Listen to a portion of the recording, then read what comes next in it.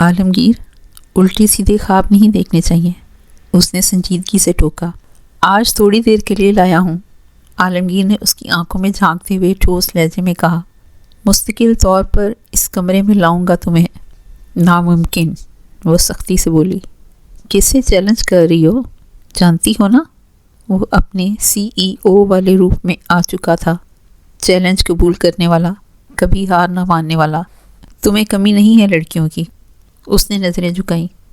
عالمگیر نے ملیحہ کے دونوں ہاتھ اپنے ہاتھوں میں لیے اور بغور اسے دیکھتے ہوئے بولا، محبت میں کوئی دوسرا آپشن نہیں ہوتا۔ پارٹی پورے زور و شور سے جاری تھی جب وہ اس کا حصہ بنا۔ اپنے دوستوں میں بیٹھا وہ خوش گپیوں میں مصروف تھا۔ تیز میوزک پر کچھ لڑکے لڑکیاں ہال نما کمرے میں ہلکا پھلکا تھرکنے میں مگن تھے کہ وہ آ گئی۔ لو، ولی کی بہن آ گئی۔ حیدر نے شاہجہاں کو آنکھ ماری۔ یہ تم مجھے کیوں آنکھ مار رہے ہو بھائی؟ میں نے کیا کیا؟ شاہجہاں سٹپٹایا۔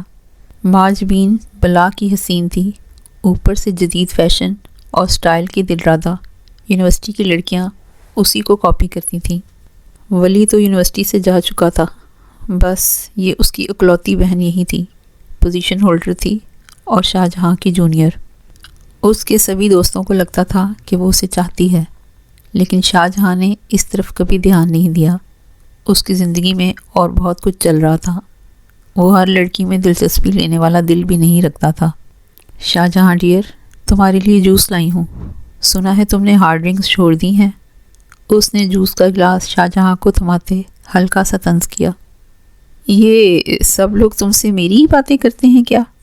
آج تو وہ کچھ اور ہی موڈ میں تھا، جانے کیوں آج اسے صنف مخالف کی توجہ زہر لگ رہی تھی۔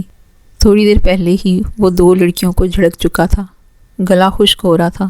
جوس کا گلاس منہ سے لگایا تو ٹھنڈک حلق سے نیچے اترتی محسوس ہوئی۔ ماجوین وہاں سے اٹھ کر چلی گئی، لیکن دوستوں کے ساتھ بیٹھے ہوئے بھی اسے صاف محسوس ہو رہا تھا کہ ماجبین دور سے اس پر نظر رکھے ہوئے ہے۔ اسے اپنے اعصاب ڈھیلے پڑتے محسوس ہوئے اور اس نے ایک لمحے کو اپنی آنکھیں بند کیں۔ دوبارہ کھولیں تو ایک عجیب سا احساس ہوا، جیسے وہ کافی دیر بعد جاگا ہو۔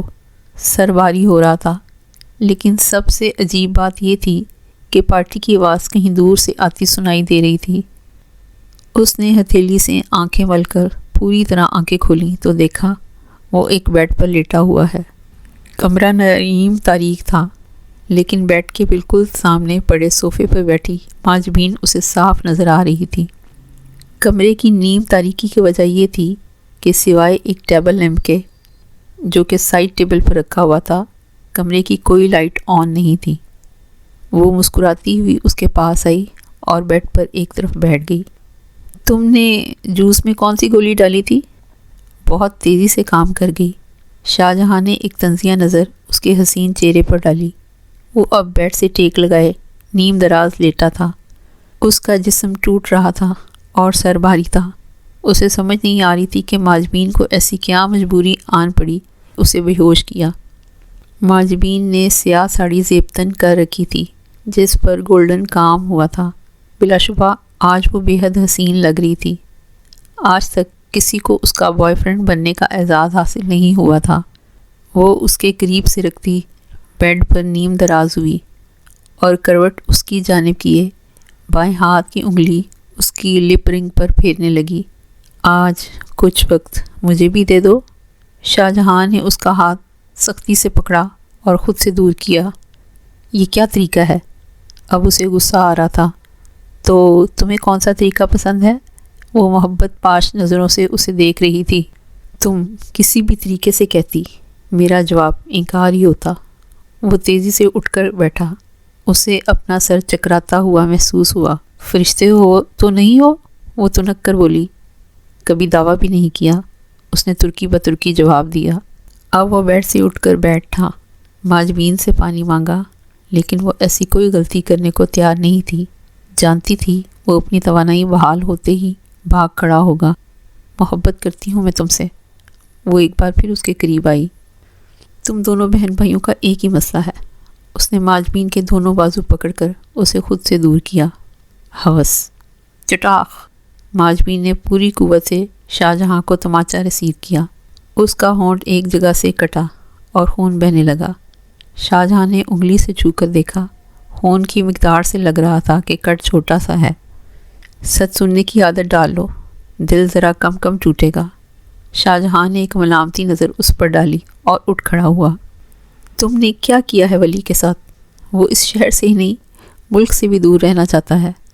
وہ جانے لگا تو ماجبین نے اس کا ہاتھ پکڑ کر التجائی لہجے میں استفسار کیا۔ شاہ جہاں نے اسے صرف اتنا بتایا کہ اس نے کسی لڑکی کے ساتھ زبردستی کی تھی، جس کی سزا دینا اسے اشد ضروری تھا۔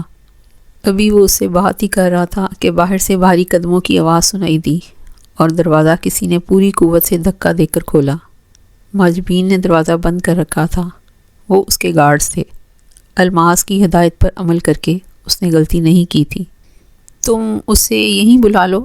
سعد کی آواز اتنی بلند تھی کہ ڈرائنگ روم میں موجود سب لوگوں نے سنی۔ یہی وہ چاہتا بھی تھا۔ افشاں نے بھی سر اٹھا کر سعد کے بجائے سکندر پہ نظر ڈالی۔ سکندر نے اسے بتایا تھا کہ عالیہ اسے ملنے کا کہہ رہی ہے۔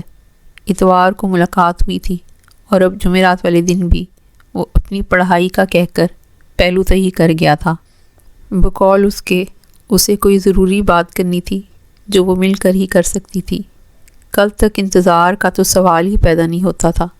سعد نے حل تو بتایا لیکن با آواز بلند۔ سکندر اسے گھور کر رہ گیا۔ چچا چچی کیا کہیں گے؟ کل کو تم نے اسی سے شادی کرنی ہے نا؟ اب اسے سب سے چھپانے کا مقصد؟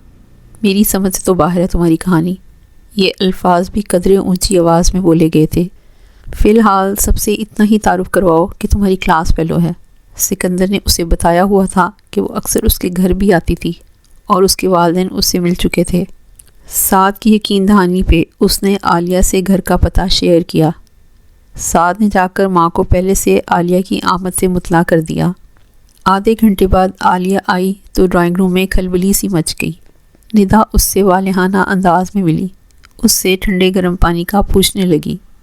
افشاں کو دیکھ کر وہ سٹ پٹائی لیکن جلدی سے خود کو سنبھالا۔ وہ نہیں جانتی تھی کہ افشاں سے سکندر کی کزن ٹیوشن پڑھ رہی ہے۔ ایک گلہ کرتی نظر سکندر پر ڈالی۔ یہ مجھے کچھ بھی بتانے کی زحمت نہیں کرتا۔ ندا ملازمہ کو چائے کا کہنے چلی گئی۔ سعد بہانہ بناتے باہر نکل گیا۔ اب وہ تینوں تھے اور الجھن بھری خاموشی۔ افشاں کو بھی یہاں سے جانا ہی مناسب لگا۔ مجھے ذرا ندا سے کام ہے، کہتے ہی ڈرائنگ روم سے نکل گئی۔ اس کا یوں جانا بھی نہ جانے کیوں سکندر کو اچھا نہ لگا۔ اس نے رخ عالیہ کی جانب کیا کہ وہ اپنا مدعا بیان کرے گی۔ میرے تایا اپنے اکلوتے بیٹے کے لیے میرا رشتہ مانگ رہے ہیں۔ اس نے کافی گھبرائے ہوئے انداز میں سکندر کو مطلع کیا۔ وہ سن ہو کر رہ گیا۔ فیصلے کی گھڑی آ گئی تھی۔ افشاں کا رد عمل دیکھنے کی خاطر ہی صحیح، اس نے چند دن پہلے منگنی کا ارادہ ظاہر تو کیا تھا۔ شی از پرفیکٹ فار می۔ جب بھی اسے دیکھتا، اس کے ساتھ وقت گزارتا، اس کی ذہنی ہم آہنگی اسے ایک پرسکون مستقبل کی نوید دیتی۔ میں آج گھر والوں سے بات کرتا ہوں۔ اس نے عالیہ کا ہاتھ اپنے ہاتھ میں لیتے اسے دوسرے ہاتھ سے تھپ تھپایا۔ پریشان ہونے کی ضرورت نہیں، اسی سال منگنی کرتے ہیں۔ عالیہ کے چہرے پر قوس قزح کے رنگ بکھر گئے۔ وہ اسی طرح ہاتھ تھامے بیٹھے تھے کہ ندا اور افشاں کمرے میں داخل ہوئیں۔ افشاں نے پہلی بار تو انہیں یوں ساتھ نہیں دیکھا تھا، لیکن یوں ایک گھر کے ڈرائنگ روم میں جہاں سب سکندر کے اپنے موجود تھے، یہ سب ظاہر کرتا تھا کہ یہ رشتہ کس نوعیت کا ہے۔ وہ صرف اس کی 4 دن کی گرل فرینڈ نہیں تھی۔ سعد بھی آ گیا۔ ندا، تم زیادہ دیر لائق لوگوں کی کمپنی میں نہ بیٹھا کرو۔ اس نے صوفے پر بیٹھتے ہوئے ندا کو ٹوکا، جو عالیہ اور افشاں کے درمیان صوفے پر بیٹھی چٹنی میں سموسہ ڈبو ڈبو کر کھا رہی تھی۔ تمہارا دماغ تیز چلنے لگ گیا تو یہ محفلیں سجنا بند ہو جائیں گی۔ سکندر دل کھول کر ہنسا۔ ندا نے کچھ نہ سمجھنے والے انداز میں اس کی جانب دیکھا۔ دماغ تیز چلے گا تو ٹیوشن کی ضرورت کہاں رہے گی بھلا؟ سعد نے اسے کھل کر بتایا تو ندا نے اسے کھا جانے والی نظروں سے دیکھا۔ لیکن جہاں تک گپ شپ کی بات ہے تو خواتین و حضرات، سعد نے ایک نظر وہاں پر موجود سب افراد پر ڈالی، اگر مجھے کسی جزیرے پہ تنے تنہا بھیجا جائے اور کسی ایک ہی انسان کو ساتھ لے کر جانے کی گنجائش ہو تو میں بنا سوچے سمجھے ندا کو لے کر جاؤں گا۔ وہ مجھے بور نہیں ہونے دے گی، نہ ہی حوصلہ کم پڑنے دے گی۔ اس کی اس بات پر ندا کا سموسے کی طرف بڑھتا ہاتھ رک گیا۔ سکندر بھی نہیں ہیں؟ تم کسے ساتھ لے جانا چاہو گے؟ سعد نے ساتھ بیٹھے سکندر کو دیکھتے ہوئے پوچھا۔ اس کی نظر اٹھی اور سیدھی افشاں پر گئی۔ اپنی غلطی کا احساس ہوتے ہی فوراً نظر ہٹا لی۔ میں اپنے جگری یار کو ساتھ لے جاؤں گا۔ اس نے دل کی بڑاس نکالنے کو سعد کے کندھے کو قدرے زور سے تھپتھپایا۔ عالمگیر ابھی ابھی آفس میں آیا تھا اور اپنی میز کی جانب بڑھنے ہی لگا تھا کہ دروازہ کھلا اور ملیحہ تیز تیز قدموں سے چلتی اندر آئی۔ اس کے پیچھے سے گزرتی میز تک پہنچی، بددی سے اپنے گلے سے لامحدودیت والا ہار اتار کر میز پر پٹکا اور اس کی طرف مڑی۔ اس کی آنکھیں اندیکھی آگ کی حدت سے دہک رہی تھیں۔ اس کی اس حرکت سے جو کرب عالمگیر کو اپنی روح میں اترتا محسوس ہوا وہ ویسے بھی الفاظ میں بیان کرنے سے قاصر تھا۔ وہ جس خطا کے لیے خود کو آج تک معاف نہیں کر پایا تھا، اس کا احساس وہ ایسی ناراضگی اور غصہ دکھا کر مزید بڑھا دیتی تھی۔ وہ اس لیے اس کی محبت کا جواب نفرت سے دے رہی تھی کہ وہ آدھی رات کو لمحہ بھر کی کوتاہی کے سبب کسی کو موت کے منہ میں دھکیل آیا تھا، لیکن نہیں، وہ اسے کوتاہی نہیں مانتی تھی۔ اسے لگتا تھا اس کا بھائی زندہ تھا اور وہ اسے چھوڑ کر بھاگ گیا تھا اپنی عزت اور ناموس بچانے کی خاطر۔ وہ خاموش نظروں سے اسے دیکھے گیا۔ یہ سب کیا تھا؟ وہ غصے سے پوچھ رہی تھی۔ کیوں لے کر گئے تھے تم مجھے اپنے گھر والوں سے ملوانے؟ وہ جواب میں کچھ نہ بولا۔ وہ تیش سے اس کے قریب آئی۔ اس نے دونوں ہاتھوں سے عالمگیر کے کندھے دبوچے اور اسے جھنجھوڑا۔ اس کی آنکھوں میں دیوانگی اتر آئی تھی۔ بھول گئے ہو؟ میں اس کی بہن ہوں۔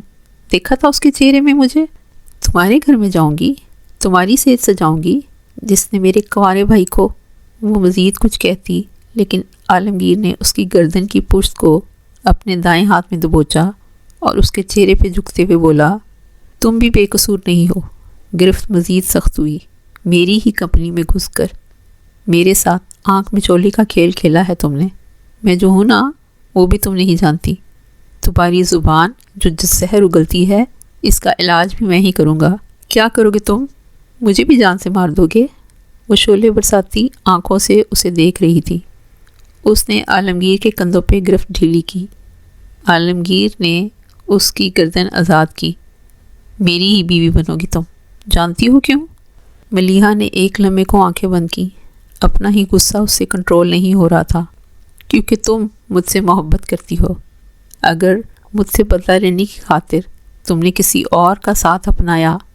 اس نے جملہ ادھورا چھوڑ دیا۔ تو کیا کرو گے؟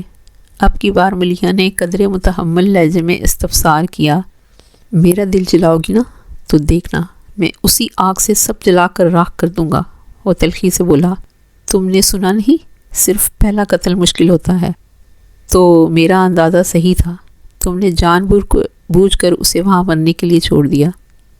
تمہیں بدلے میں میری جان چاہیے تھی جس کے لیے تم نے کرائے کے قاتلوں کو آدھی رات کے وقت بھیجا۔ وہ طنزیہ مسکرایا۔ کتنا فریب ہے تمہاری شخصیت میں۔ تم نے کیسے مگرمچھ کے آنسو بہائے تھے اگلی صبح؟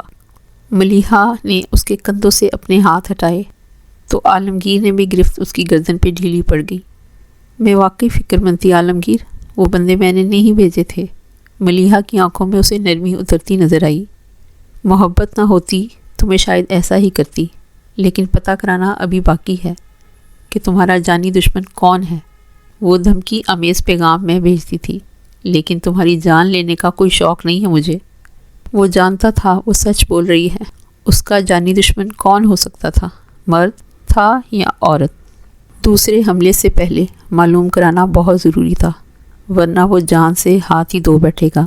لیکن اس دفعہ وہ کوئی بیوقوفی نہیں کرنا چاہتا تھا۔ اس نے تنگ نظری سے نہیں سوچنا تھا۔ دھمکی آمیز پیغام موصول ہونے پر اس سے غلطی یہ ہوئی تھی کہ وہ اپنے مقابلے پر کسی مرد کو ہی تصور کرتا رہا، لیکن اب کی بار اس نے ذہن چاروں سمت دوڑانا تھا۔ اس کی جان کی طالب کوئی عورت بھی ہو سکتی تھی۔ ہار اٹھا لو اور دوبارہ یہ حرکت مت کرنا، ورنہ اس نے دھمکی آمیز لہجے میں جملہ ادھورا چھوڑ دیا، ورنہ میں تمہاری فیملی تک پہنچ رکھتا ہوں۔ مجھے اپنی فیملی سے دور رکھنا چاہتی ہو تو اپنی سالگرہ پہ میری طرف سے یہ توبہ قبول کرنا پڑے گا۔ وہ نہیں جانتی تھی کہ وہ فیملی کے نام کی دھمکی کس حوالے سے دے رہا ہے۔ وہ بھی نہیں جانتا تھا کہ وہ کیا کہہ کر ڈرانا چاہتا ہے۔ وہ بس اتنا جانتا تھا کہ وہ ملیحہ سے کچھ اس طرح سے جڑ چکا ہے کہ چاہے بھی تو الگ نہیں ہو سکتا۔ گھر کا مرکزی دروازہ کھول کر وہ اندر کو بھاگی۔ اس کی کھلکھلاتی ہنسی کسی موسیقی سے کم نہ تھی۔ وہ بھی اس کے تعاقب میں بھاگتا ہوا اندر آیا۔ لان سے یہاں تک بھاگنے سے ہی اس کا سانس اکھڑنے لگا تھا۔ حد ہے، 23 سال عمر ہے میری اور حالت دیکھو۔ اس نے دل ہی دل میں خود کو کوسا۔ علینا کہاں گئی؟ اس نے شاہ زیب سے کہا تھا آج گھر پہ کوئی نہیں سوائے ملازمین کے۔ ویسے بھی اس کے والدین دونوں کے تعلق سے تو آگاہی رکھتے ہی تھے، لیکن وہ اسے صرف دوستی ہی سمجھتے تھے۔ تعلقات کی اصل نوعیت کیا تھی نہ انہوں نے کبھی گہرائی میں جا کر جاننے کی کوشش کی، نہ علینا نے بتانا مناسب سمجھا۔ اس کے والدین اتنے بھی روشن خیال نہیں تھے کہ وہ انہیں منہ پر کہتی کہ یہ میرا بوائے فرینڈ ہے۔ ہاں، اتنے دقیانوسی بھی نہیں تھے کہ ان کی لڑکوں سے دوستی پر اعتراض کرتے۔ آخر انہیں بھی اسی ہائی سوسائٹی کا حصہ بن کر رہنا تھا۔ وہ شاید بھاگتی ہوئی اپنی خوابگاہ تک گئی ہو، اور بھلا یہاں آنے کا مقصد بھی کیا تھا؟ وہ اسے آوازیں دیتا سیڑھیاں چڑھتے دوسری منزل پر آ پہنچا۔ وہ جانتا تھا اس کا کمرہ اسی منزل پر ہے۔ اس کی خوابگاہ میں شاہ زیب کی آمد کوئی پہلی بار نہ تھی، اسی طرح جیسے خالی گھر انہیں پہلی بار خالی نہ ملا تھا۔ اس نے خوابگاہ میں قدم رکھا تو وہ سامنے بیڈ پر بیٹھی تھی۔ ہونٹوں پر ایک شریر سی مسکراہٹ تھی۔ اسے انگلی کے اشارے سے اپنی جانب بلایا۔ وہ جیسے ہی اس کی جانب لپکا، وہ تیزی سے اٹھ کر بھاگی۔ وہ چونکہ تیزی میں آگے بڑھا تھا تو بیڈ پر ہی گر گیا۔ دونوں کی بے ساختہ ہنسی سے کمرہ گونج اٹھا۔ ڈیئر شاہ زیب، آج ایسے نہیں۔ وہ دروازے میں کھڑی مسکرا رہی تھی۔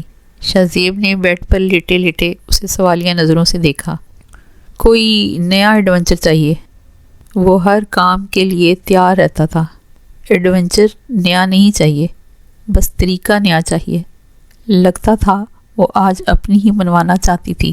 بولو بولو، بندہ حاضر ہے۔ وہ اسے دیکھتے معنی خیز انداز میں مسکرایا۔ انہی اداؤں نے تو مجھے تمہارا اسیر بنا رکھا ہے۔ آنکھوں پہ پٹی بندھی ہوگی۔ وہ دھیرے دھیرے قدم اٹھاتی بیڈ کے پاس آئی اور سائڈ ٹیبل کی دراز سے ایک سیاہ رنگ کی پٹی نکالی۔ تم مجھے دیکھ نہیں سکو گے، صرف محسوس کر سکو گے۔ میری جان، میں تو خود کو کوس رہا ہوں کہ یہ آئیڈیا میرے ذہن میں کیوں نہیں آیا۔ وہ بیڈ پر آ کر بیٹھی اور اس کی آنکھوں پہ پٹی باندھنے لگی۔ اس نے پورے احتیاط کے ساتھ یوں پٹی باندھی کہ اسے بالکل بھی نظر نہ آئے۔ اب تم سیدھے کمر کے بل لیٹ جاؤ، میں ایک اور ضروری چیز بھی لاتی ہوں واش روم سے۔ وہ مسکراتے ہوئے بیڈ پر لیٹ گیا۔ چہرے پر مسکراہٹ تھی۔ ظالم، اور کتنا تڑپائے گی؟ معلوم نہیں اور کون سا سرپرائز دینے لگی ہے۔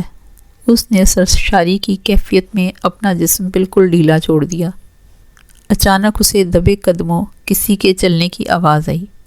اس کے کچھ بھی سمجھنے سے پہلے 2 مضبوط مردانہ ہاتھوں نے اس کی ٹانگیں دبوچی، اور ساتھ ہی کسی نے ایک کلوروفارم لگا رومال مضبوطی سے اس کی ناک پر رکھا اور تب تک نہ ہٹایا جب تک وہ ہوش و حواس سے بیگانہ نہ ہو گیا۔ تمہیں کبھی یہ تجسس ہوا ہے کہ کسی کو قتل کر کے انسان کو کیسا محسوس ہوتا ہے؟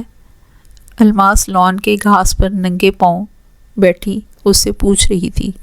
شاہ جہاں 1 ہفتہ ہی بمشکل گزار پایا تھا کہ اس نے بے حد اصرار کر کے الماس کو اسلام آباد واپس بلوا لیا تھا۔ وہ 2 ہفتوں کی نیت سے گئی تھی، لیکن بوریت بھی اس بار ہاتھ دھو کر اس کے پیچھے پڑ گئی تھی۔ افشاں کو روز یونیورسٹی جانا ہوتا۔ نیاز بھائی سے تو بس رات کو ہی ملاقات ہو پاتی۔ امی سے وہ آخر کتنی باتیں کر لیتی۔ شادی کے بعد سے سہیلیوں سے رابطے کچھ منقطع ہو کر رہ گئے تھے۔ دوستی اکثر ملاقاتوں پر ہی منحصر ہوتی ہے جب تک سامنا ہوتا رہے۔ وہ بے ناپا اور پیار قائم رہتا ہے جو دوستی چلانے کے لیے ایندھن کا کام کرتا ہے۔ اسلام آباد والے گھر کو ہی اب وہ اپنا گھر مانتی تھی اور سب سے زیادہ وہ شاہ جہاں کی کمپنی کو مس کرتی تھی۔ اس سے لوٹے 2 دن ہوئے تھے کہ بہار کے اس دل فریب موسم میں اس کا گھاس پر ننگے پاؤں چلنے کو ہی چاہا۔ مسلسل چہت قدمی سے تھک کر وہ نیچے گھاس پر ہی بیٹھ گئی۔ زیادہ سے زیادہ کیا ہوگا؟ کیڑوں پر گھاس کے نشان پڑ جائیں گے، کپڑوں پر گھاس کے نشان پڑ جائیں گے۔ شاہ جہاں یونیورسٹی سے لوٹا تو سیدھا اسی کی طرف آیا۔ اب تو ملازم بھی اس کی روٹین سے واقف تھے، جانتے تھے وہ یونیورسٹی سے گھر لوٹتا تو پہلے الماس کے پاس آتا۔ مجھے سوچنے کا موقع نہیں ملتا، میں اکثر اسی کنارے پر بیٹھا ہوتا ہوں۔ اب پاؤں پھسلا کہ تب وہ اس کے سامنے گھاس پر ہی بیٹھ گیا۔ لی ہے کبھی کسی کی جان؟ اس نے کھوجتی نظروں سے اسے دیکھا۔ وہ اب گھاس پر کوہنیوں کے بل نیم دراز تھا۔ مجھے سنسنی محسوس کرنے کے لیے کسی کی جان لینے کی ضرورت نہیں۔ وہ آسمان کی جانب چہرے کا رخ کیے ہوئے تھا۔ کسی کے دماغ میں گھس کر توڑ پھوڑ کرنا یہ سنسنی خیز عمل ہے۔ میں توقع کی بات نہیں کر رہی۔ انسان سنسنی طاقت کے احساس کے لیے یا ایڈونچر کی خاطر قتل کرتا ہے یا کچھ اور محسوس کرنے کے لیے۔ سوال یہ نہیں، سوال یہ ہے کہ ایسا کرنے کے بعد کیا محسوس کرتا ہے۔ یہ منحصر ہے اس کی نیت پر۔ شاہ جہاں اسے جواب تو دے رہا تھا، لیکن اس کی نظریں الماس کو کوئی سوال کرتی محسوس ہوئیں۔ نیت؟ اگر بنے بنائے منصوبے کے تحت قتل کیا گیا ہو تو یہ ایک کامیابی کا احساس تو یقیناً ہوگا، ساتھ ہی بچ جانے پر خود کو ایک تھپکی دینی بھی بنتی ہے۔ زیادہ تر کوئی مقصد پورا کرنے کے لیے ایسا منصوبہ بنایا جاتا ہے کہ شاذ و نادر ہی ایسے قاتل کو کوئی پچھتاوا یا گناہ کا احساس ہوتا ہوگا۔ وہ اٹھ کر بیٹھ گیا۔ اگر غصے میں ہو جائے تو ہم دیکھتے ہیں کہ اکثر لوگ خود کو قانون کے حوالے کر دیا کرتے ہیں۔ ہاں، غلطی سے یا حادثاتی طور پر کوئی آپ سے قتل ہو جائے تو ضمیر پر بوجھ ہی ہوگا، یا تو خود کو قانون کے حوالے کرنے کی خواہش جنم لے گی یا سزا کے ڈر سے اپنے گناہ کو چھپانے کی کوشش کی جائے گی۔ تم نے کیوں گنڈا نما فوج پال رکھی ہے؟ یہ کون سی مشکوک کارروائیوں میں ملوث رہتے ہو؟ اسے تجسس تو کب سے تھا، آج پوچھ بیٹھی۔ مشکلات خود میرا تعاقب کرتی ہیں، میں تو پرامن زندگی کا خواہش مند ہوں۔ اس کے لبوں پر ایک گہری مسکراہٹ تر آئی۔ میں جنگ شروع نہیں کرتا، لیکن کوئی دوسرا شروعات کر دے تو اسے اختتام تک پہنچانا اپنا حق سمجھتا ہوں۔ بہت شدت سے ہر چیز کو محسوس کرنا اذیت ناک ہے نا؟ اس نے نرمی سے شاہ جہاں کے بازو پر ہاتھ رکھا۔ ویسے بھی شاہ جہاں، تم میں وہ آگ ہے جو یا تو سب کچھ جلا کر بھسم کر دے یا اپنی ایک نئی دنیا بنا لے۔ تم کہنا کیا چاہتی ہو؟ اب کی بار وہ بولا تو اس کی آنکھوں میں الماس کو اپنے لیے بے حد نرمی نظر آئی۔ اپنی توانائی بچا کر رکھنا سیکھو۔ ہر کسی کے حصے میں نہیں آتی ایسی طاقت و توانائی سے بھرپور شخصیت۔ وہ جانتا تھا وہ اس کی جسمانی طاقت کی بات نہیں کر رہی تھی، بات اس کی پرجوش فطرت کی ہو رہی تھی۔ خاکی کپڑوں میں ملوث لڑکی سڑک کے عین وسط میں کھڑی تھی۔ سات کو آج بینک سے لوٹتے قدرے تاخیر ہو چکی تھی، رات کے 9 بج رہے تھے۔ اس نے گھر والوں کو فون کر کے مطلع کر دیا تھا کہ بینک میں آڈٹ والے آئے ہوئے ہیں۔ اسے بھی چند اہم معلومات کے سلسلے میں روک لیا گیا ہے۔ وہ اس وقت جس جگہ سے گزر رہا تھا یہاں دونوں اطراف لوگوں کے ذاتی گھر تھے، کمرشل ایریا نہیں تھا، اس لیے اکا دکا گاڑی کا ہی یہاں سے گزر ہوتا تھا۔ گھر بھی چند قدم آگے ہی تھا۔ لڑکی کا رخ اسی جانب تھا۔ نہ اس نے ہاتھ ہلا کر اسے خبردار کیا، نہ چلائی، بس وہ بت بنی وہاں کھڑی تھی۔ اس کے کھلے سیاہ بال ہوا میں لہرا رہے تھے۔ وہ ڈرا تو نہیں، بھوت پریت پر اسے یقین نہیں تھا، لیکن دل عجیب سے انداز میں دھڑکا۔ یہ پورا معاملہ نہایت پر اسرار تھا، خاص طور پر اس کا حلیہ۔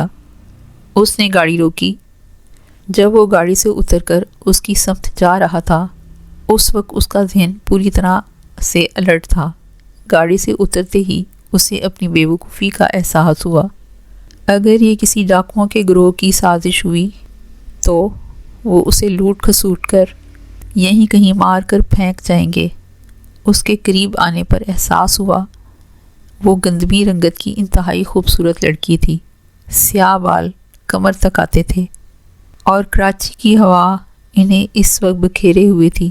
چہرہ میک اپ سے عاری تھا۔ ندا کی ہم عمر لگتی ہے، اس نے دل میں سوچا۔ اس کے چہرے پر گھبراہٹ کے تاثرات تھے۔ آپ یہاں کیوں اس طرح کھڑی ہیں؟ سعد نے بہت محتاط انداز میں پوچھا۔ وہ اسے خوفزدہ بھی نہیں کرنا چاہتا تھا، جانتا تھا کہ وہ اس کے لیے اس وقت صرف ایک اجنبی مرد تھا جس کے بارے میں وہ کچھ بھی نہیں جانتی۔ پلیز میری مدد کرو، وہ اب گھبرائے ہوئے لہجے میں اس سے التجا کر رہی تھی۔ آپ آئیں، آپ کو جہاں بھی جانا ہے میں آپ کو پہنچا دوں گا۔ اس نے گاڑی کی سمت اشارہ کیا۔ اس لڑکی نے جیسے ایک لمحے کو کچھ سوچا اور اس کی سنگت میں چل دی۔ سعد نے گاڑی سٹارٹ کی تو اس سے گھر کا پتہ پوچھا۔ مجھے گھر نہیں جانا، اس نے سختی سے نفی میں سر ہلایا۔ تو آپ کو جہاں جانا ہے آپ وہاں کا پتہ بتائیں، میں آپ کو پہنچا دوں گا۔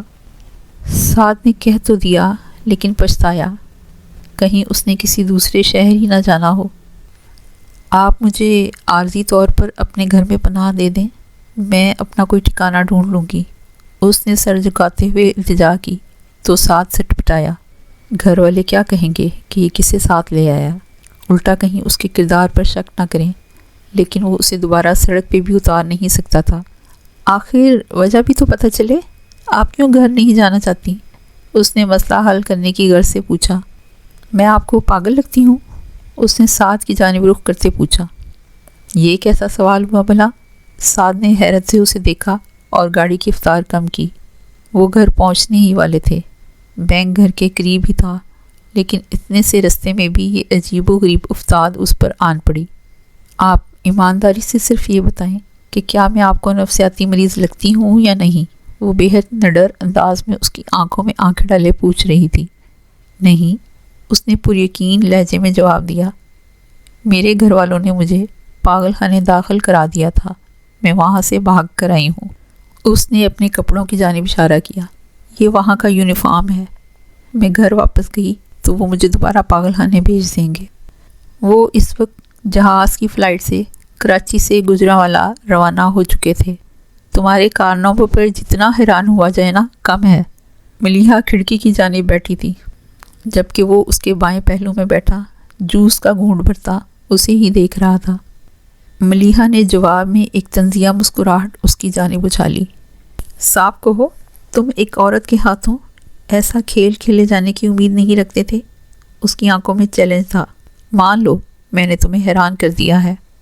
سچ پوچھو تو میں نہیں جانتا کہ میں اس بارے میں کیا احساسات رکھتا ہوں۔ وہ سنجیدگی سے گویا ہوا۔ ایک طرف تو مجھے تم پر غصہ ہے کہ تم نے میرے اعتبار کا ناجائز فائدہ اٹھایا، دوسری طرف میں تم سے متاثر بھی ہوا ہوں۔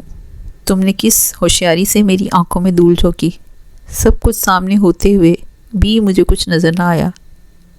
تم نے میری گاڑی کیسے اپنی جگہ سے ہٹائی، اس کی چابی کیسے لی، اس میں وہ ڈبہ کیسے رکھا، کیسے کیا یہ سب؟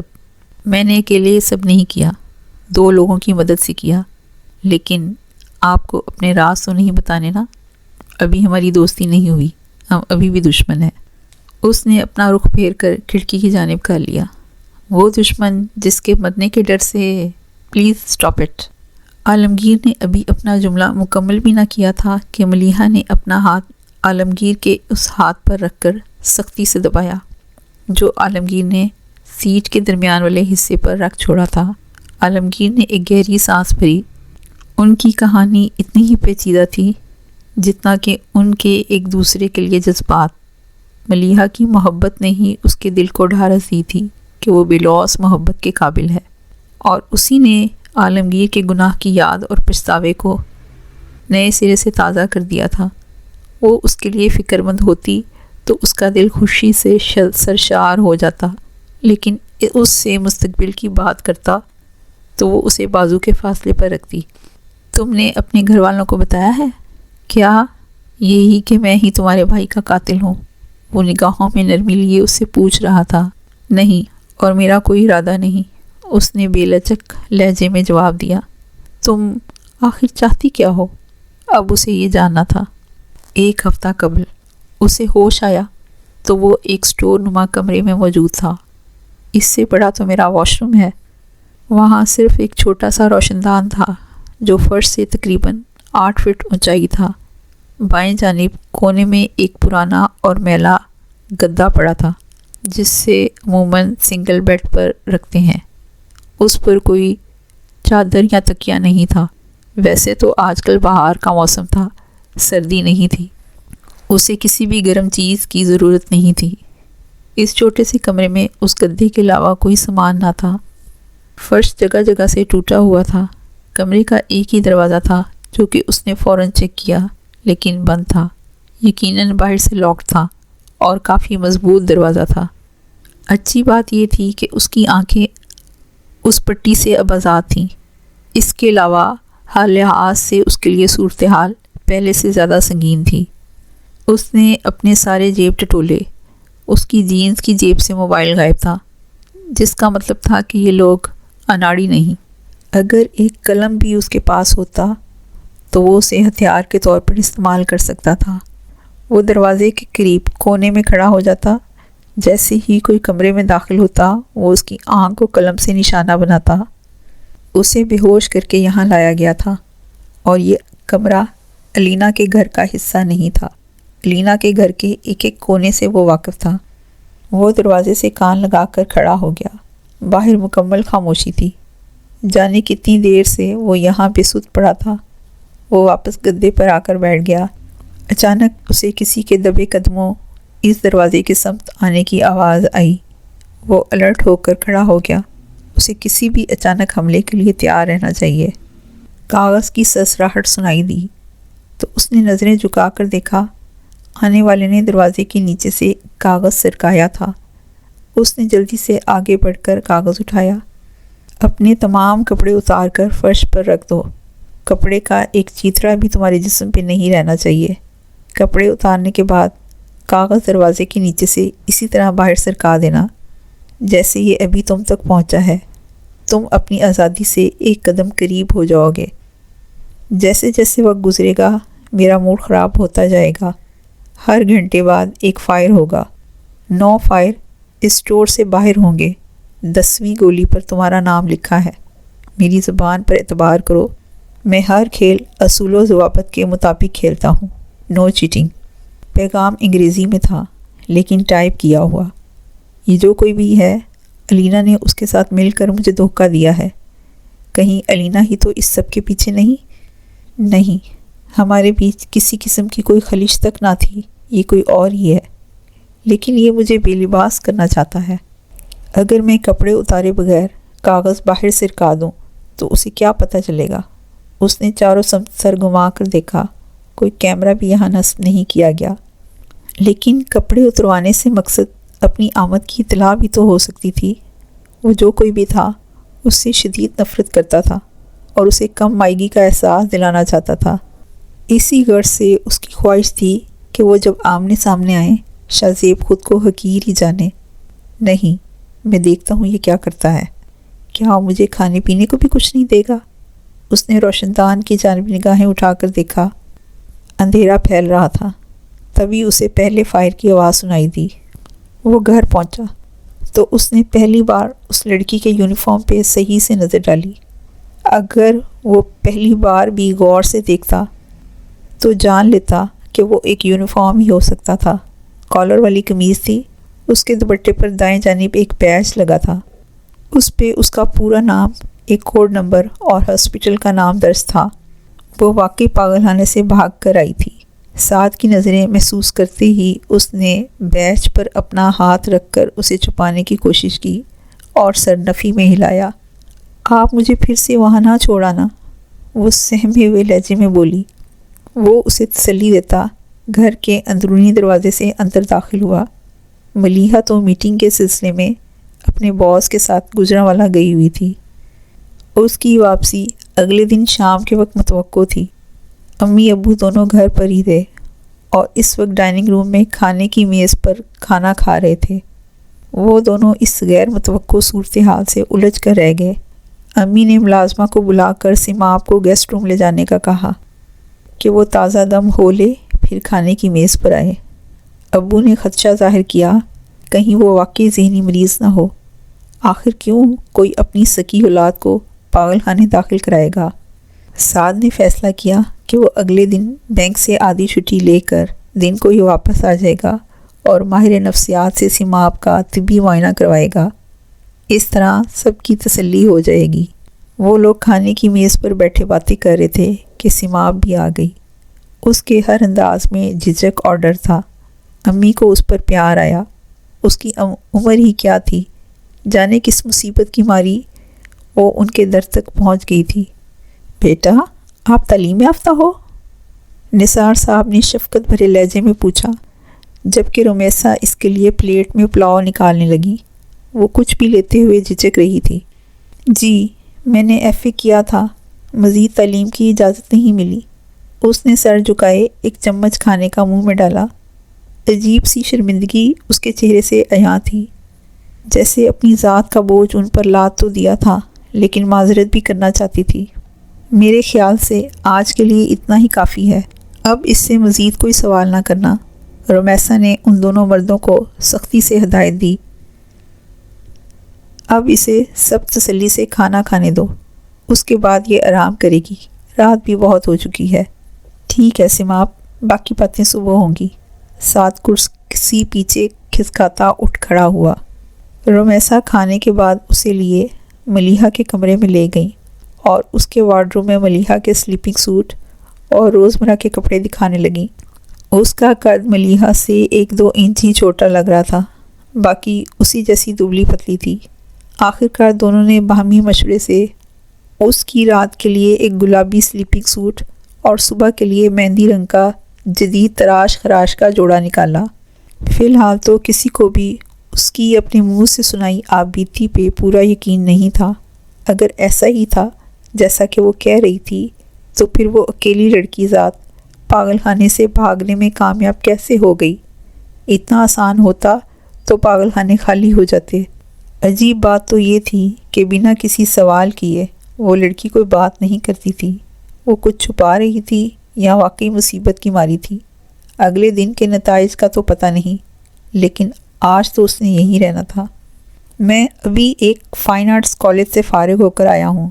شاہ جہاں اور الماس کچن کی ٹیبل پر بیٹھے شام کی چائے پی رہے تھے کہ شاہ جہاں نے اسے اطلاع دی، graphic designing, photography, calligraphy, interior designing اور پینٹنگ کے مختلف کورسز کراتے ہیں۔